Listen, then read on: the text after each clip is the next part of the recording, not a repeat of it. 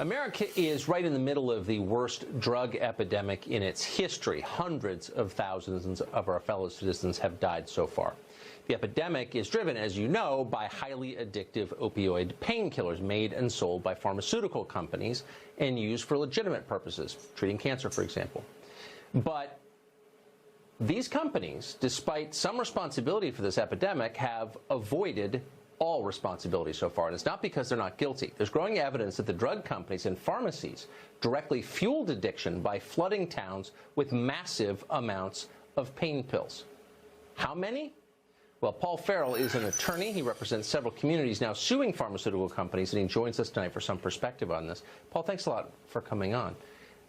Give us just that, some perspective. When we read that this or that drug company, Purdue Pharma, for example, flooded a community with opioid tablets, what does that mean?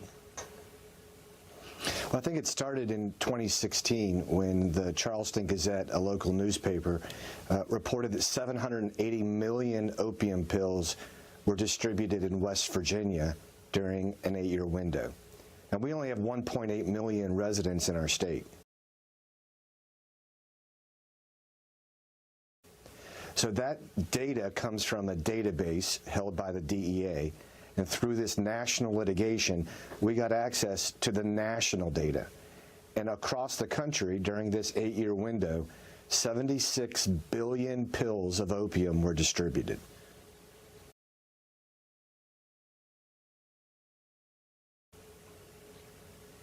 Clearly, the federal government was tracking this. I mean, you have the numbers. The drug companies themselves knew it was going on. I'm sure state law enforcement had some idea. Why did nobody say anything about this? Well, it's a difficult question that Congress has been asking. And from what we understand, it's sort of like the SEC with Wall Street. Millions and millions of transactions happen every single day on Wall Street. And the SEC, they're not the clearinghouse. Just because the transaction goes through doesn't make it lawful. But what the SEC can do is they can go backwards in time and identify a particular actor or a particular series of transactions and recreate exactly what happened. The same thing applies with the DEA's database. There's literally hundreds of millions of transactions. There's no feasible way for the DEA to monitor and clear them as they go through. But what they are able to do is go backwards in time. What we've done in this litigation is we've been able to get access to the entire database, go back in time, and identify which communities were flooded.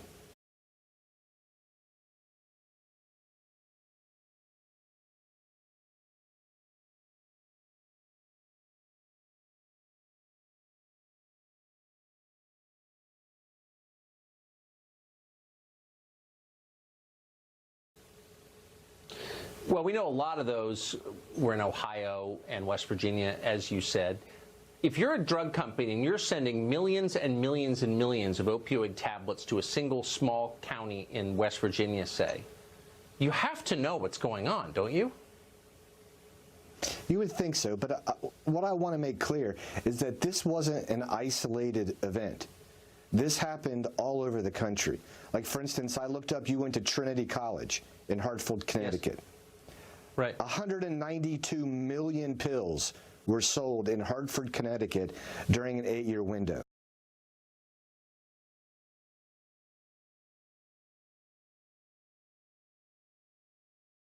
There's a pharmacy a half mile from Trinity College that sold 350,000 pills of opium in 1 year.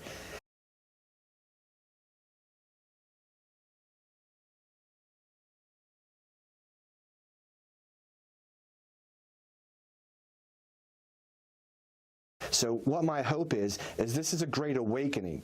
Every community in the country needs to understand this didn't happen in someone else's backyard. This happened in your backyard. And so the point is, it's the opposite of the lie that we're told by the libertarians, which is this is a demand problem. We have a drug epidemic because Americans want drugs. What you're telling us is that when you flood a community with drugs, a lot of people become addicted to drugs. It's shocking, right? But let's make clear what we're flooding with. It's opium. It's been around since the Byzantine era.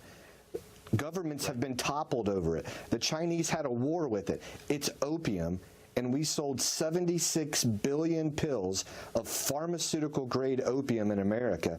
And it's not shocking that what we're seeing is the fruits of laying all of these seeds across America. It's abuse, addiction, morbidity, mortality, and it's a tsunami, and we haven't seen the end of it.